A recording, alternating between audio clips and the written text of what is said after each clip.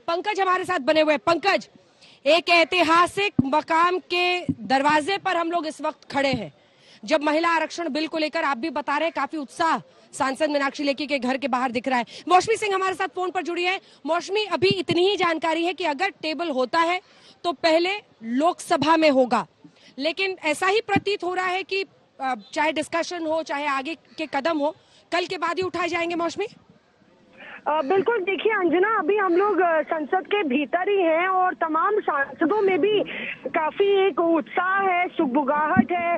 नवनीत राणा हो, सुप्रिया सुले हो, रजनी पाटिल हो, सोनिया गांधी से भी हम लोग ने पूछा था कि महिला आरक्षण बिल आ रहा है, तो सुगबुगाहट जो है काफी जोर से है। और अभी सेंट्रल हॉल में सभी चुके हैं, तो आपस में इस बिल को लेके चर्चा नहीं होगी अंजना। पर ये बताया जा रहा है कि कभी जो है इस बिल का जो है कि शुरुआत या एक तरीके से चर्चा इस पर शुरू होगी, क्योंकि आज का तो पूरा दिन जो है एक्शन पैक्ड है।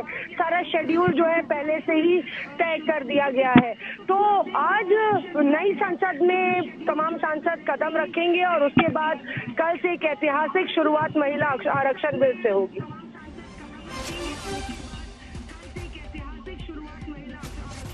ठीक है पंकज, जल्दी से आप बता दीजिए क्या आपको लग रहा है वहां पर जो महिलाएं हैं वो क्या कुछ कह रही हैं। आज पेश होगा महिला आरक्षण बिल, ये खबर हम लोग दिखा रहे हैं।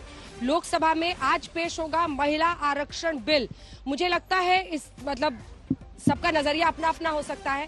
मेरा ये नजरिया है कि ये भी अपने आप में शायद सबसे ऐतिहासिक वाटरशेड मोमेंट होगा, जब हम ट्रांजिशन भी कर रहे हैं पुरानी से नई लोक संसद में, और उसके साथ ही अगर आज ये बिल टेबल हो जाता है। अशोक, जल्दी से आपका कमेंट। बिल्कुल अंजना, कानून मंत्री अर्जुन मेघवाल इस बिल को पेश करेंगे और अपना बिल करके इसको लाने वाली सरकार, हालांकि सोनिया गांधी ने कहा कि ये हमारा बिल है, हम लेके आए थे, लेकिन इसमें क्रेडिट की होड़ तो लगी गई है। लेकिन आज अगर ये पेश हो रहा है बिल कानून मंत्री के द्वारा, उसमें देखना होगा कि क्या क्या प्रोविजन किए गए हैं, इसकी डिटेल्स क्या है, क्या कोटा विद इन कोटा होगा और ओबीसी SC ST कि क्या प्रारूप होगा इस बिल का, वो क्योंकि पेश होने के बाद उसकी कॉपी बाहर आएगी, डिटेल दी जाएंगी। उसके बाद पहले लोकसभा में, अगर ये नया बिल आता है, पुराना बिल नहीं है नया बिल है, तो पहले लोकसभा में पास होगा, उसके बाद राज्यसभा में दोबारा से पास करना पड़ेगा, क्योंकि 2010 में राज्यसभा में बिल पास हुआ था और उसके बाद पेंडिंग था, अभी तक लोकसभा में नहीं पास हुआ था। तो अगर ये सरकार नया बिल करके लाती है, कुछ नई चीजें इसमें ऐड करती है, तो फिर दोनों हाउस से ही पास करना पड़ेगा, पास कराना होगा। हिमांशु, क्या खबर, जल्दी बताएं। आज ही पेश होगा, कानून मंत्री इस बिल को पेश करेंगे, किस तरह की जानकारी पहुंच रही है आप तक? देखिए, बिल्कुल जो है वो आज ही कानून मंत्री लोकसभा में इस बिल को जो है वो पेश करेंगे, लेकिन जो संभावनाएं हैं वो कल इस बिल पर जो है को चर्चा और पास करने के लिए लोकसभा में लाया जाएगा। अब देखना ये है, क्योंकि ये बिल राज्यसभा में 2010 में मार्च में जो है वो पास किया गया था। क्या जो पुराना बिल है पहले उसको राज्यसभा से वापस भी लिया जाएगा, क्योंकि वो होना चाहिए, क्योंकि बिल अभी तक अलाइव है।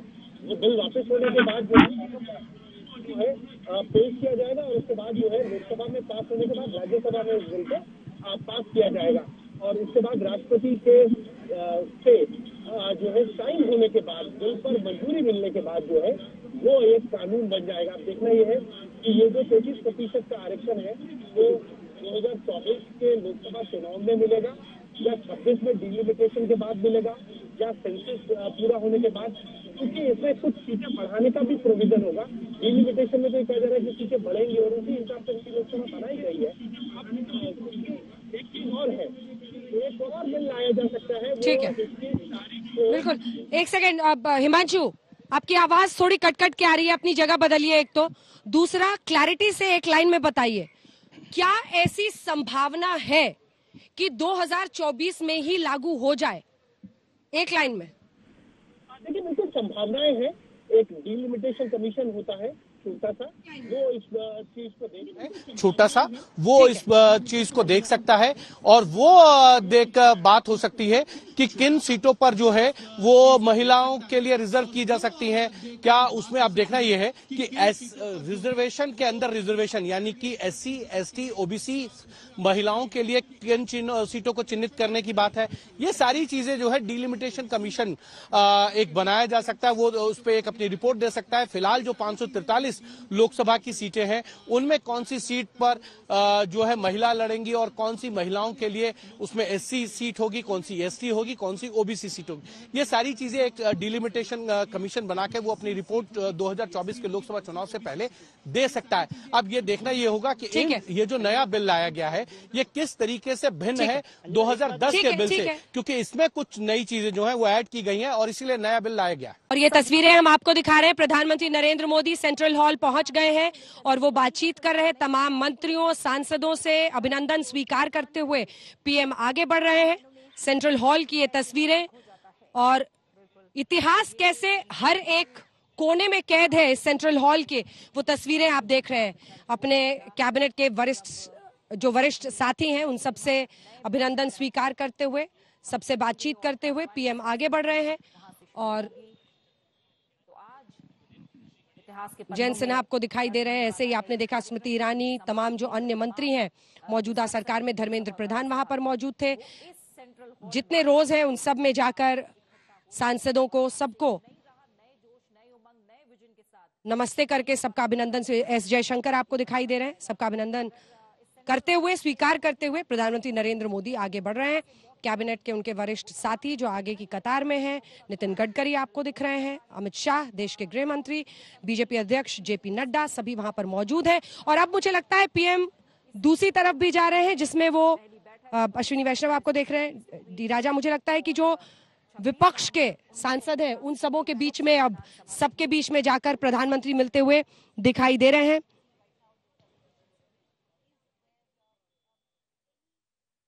और जैसा आप सुन भी रहे थे, संविधान सभा की जो बैठकें शुरू में हुई थी 1946 6 दिसंबर गठन हुआ था संविधान सभा का, जो बैठकें हुई थी उन सब में इसी सेंट्रल हॉल में वो बैठकें हुई थी जिसमें संविधान को क्या आकार दिया जाए उन सब की चर्चा हुई थी।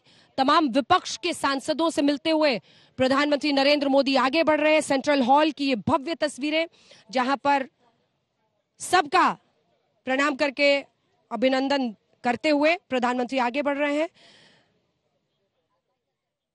जो सांसद तमाम राजनीतिक पार्टियों के हैं उन सब का अभिनंदन स्वीकार करते हुए पीएम आगे बढ़ रहे हैं। संविधान सभा की जो बैठकें शुरू में हुई थी जिसमें संविधान का क्या आकार हो, क्या कुछ उसमें लिखा जाए, किन प्रावधानों को डाला जाए, उन सब पर चर्चा इसी सेंट्रल हॉल में हुई थी।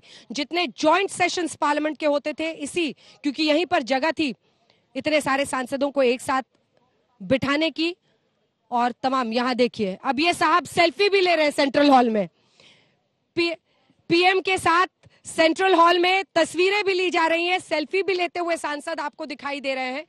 और ये दिलचस्प गाथा है, अगर आप देखें पूरे देश की लोकतांत्रिक व्यवस्था को, प्रधानमंत्री की ये कोशिश है कि जितने भी रोज वहां पर है उन सब से मिलते हुए प्रधानमंत्री आगे बढ़ रहे हैं।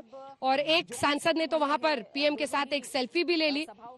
सबका अभिनंदन स्वीकार करते हुए आखिरी फोटो सेशन के बाद सेंट्रल हॉल में ये जॉइंट सेशन है जहां पर स्पीकर बोलेंगे, जहां पर प्रधानमंत्री नरेंद्र मोदी बोलेंगे, जहां पर दोनों ही सदनों के विपक्ष के नेता भी अधीर रंजन चौधरी, मल्लिकार्जुन खड़गे बोलेंगे, पीयूष गोयल भी बोलेंगे। तो इसी के साथ ये देखिए मल्लिकार्जुन खड़गे से हाथ मिलाते हुए प्रधानमंत्री नरेंद्र मोदी को आप देख रहे हैं। बेशकीमती लम्हा है, अगर आप देखें विपक्ष और सत्ता कैसे दोनों एक चुनावी जंग में जब एक दूसरे के आमने सामने होते हैं या वार्तालाप या फिर आप संबोधन देखिए उनका संसद में, तो दोनों एक दूसरे पर जोरदार प्रहार करते हैं। वहां पर साम दाम दंड भेद किसी बात के लिए कोई गुंजाइश छोड़ी नहीं जाती है। लेकिन ये वो लम्हा है जब पुरानी संसद को हमेशा के लिए धरोहर के तौर पर अपनाता हुआ देश आगे बढ़ेगा। और ये अब आपको दिखाई दे रहे हैं फारूक अब्दुल्ला, मुझे लगता है फारूक अब्दुल्ला से भी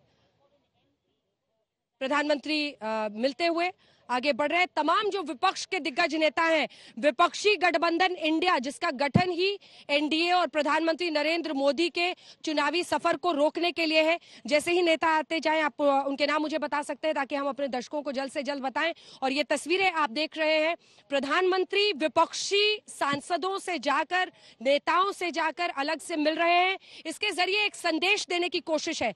देखिए आपने देखा होगा बहुत कड़वाहट आ गई है बीते दिनों। अगर आप देखें तो जो संसदीय परंपरा है, जो आप देखें देश की संसद में एक दूसरे पर प्रहार होता है, उसमें बहुत कड़वाहट आ गई है। लेकिन इसी बीच अगर आप इस तरह की तस्वीर देखते हैं, जब आखिरी दिन पुरानी संसद को अलविदा कहने का वक्त है, एक तरह से उसके फेयरवेल का दिन है आज। जैसे हम किसी व्यक्ति को फेयरवेल देते हैं, वैसे ही आप देख रहे हैं हरदीप पुरी आपको दिखाई दे रहे हैं, तमाम ज्योतिरादित्य सिंधिया, अश्विनी वैष्णव, तमाम मंत्री आपको दिखाई दे रहे हैं सत्ता पक्ष की तरफ से। दिलचस्प है ये पूरी तस्वीरें, क्योंकि ये जॉइंट्स अधीर रंजन चौधरी, अधीर बाबू के सामने जाते हुए गुजरते हुए प्रधानमंत्री नरेंद्र मोदी, मल्लिकार्जुन खड़गे से वो अलग से मिली चुके हैं। सोनिया गांधी भी वहीं पर मौजूद है। 3 दिग्गज चेहरे कांग्रेस पार्टी की तरफ से, सोनिया गांधी, अधीर रंजन चौधरी, मल्लिकार्जुन खड़गे, जिनसे मिलते हुए प्रधानमंत्री आगे बढ़ रहे हैं। हरिवंश बाबू मुझे लगता है इस वक्त वहां पर हैं। ऐसे ही बढ़ते हुए प्रधानमंत्री, देखिए कड़वाहट संसदीय जंग में अपनी जगह पर है, लेकिन ये तस्वीरें बताती हैं कि जब आमना सामना हो तो किस तरह से एक दूसरे का अभिनंदन करना भी एक परंपरा का निर्वहन करने के बराबर होता है। और उसी को आगे ले जाते हुए प्रधानमंत्री नरेंद्र मोदी आपको इस वक्त सेंट्रल हॉल में दिखाई दे रहे हैं। मतभेद है, मनभेद कितना, देखिए अब मीटर बहुत बदल चुका है मिस्टर त्रिवेदी मेरी नजर में, लेकिन फिर भी चलिए मनभेद ना हो, मनभेद ना हो। ये तस्वीरें आप देख रहे हैं जब वो बीजेपी अध्यक्ष जेपी नड्डा के सामने आपको प्रधानमंत्री नरेंद्र मोदी दिखाई दे रहे हैं। विचारधाराओं की जो जंग हमने देखी है बीते कुछ वर्षों के चुनावी इतिहास में, शायद ऐसी जंग पहले भी होती रही है, लेकिन अब चूंकि सोशल मीडिया है, टेलीविजन है और प्रिंट, सबके जरिए विचारधाराओं की जो जंग हम नेताओं की सियासी बोली में देखते हैं, वो एक अलग चरम पर है इस वक्त। और ऐसे में प्रधानमंत्री हरिवंश बाबू, राजनाथ सिंह, बीजेपी अध्यक्ष जेपी नड्डा से भी बातचीत करते हुए कुछ ही देर में यहाँ पर कार्यवाही की शुरुआत होगी, जिसमें अब आप लोकसभा स्पीकर को आगे बढ़ते हुए देख रहे हैं। 11 बजे का वक्त तय किया गया था, 10:58 हो रहे हैं और अब लोकसभा स्पीकर वहां पर पहुंच रहे हैं, क्योंकि उन्हीं के संबोधन के साथ इस की शुरुआत होगी। पीएम सबसे बातचीत करते हुए, चर्चा करते हुए, लोकसभा स्पीकर भी वहां पर पहुंचे हैं और वो भी अभिनंदन करते हुए।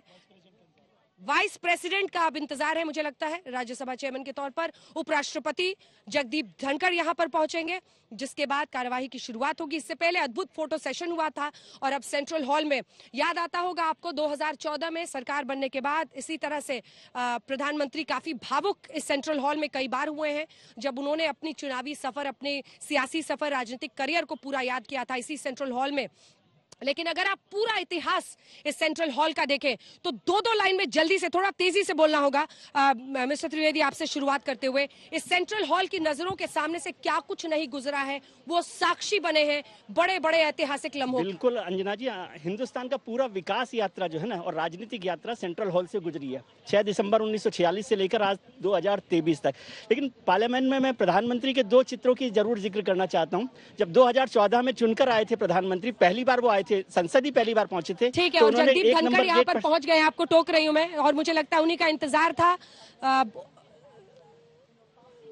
जगदीप धनखड़ उपराष्ट्रपति वहां पर पहुंच गए हैं और ये तस्वीरें आप देख रहे हैं। अब यहाँ की कार्यवाही शुरू होने वाली है।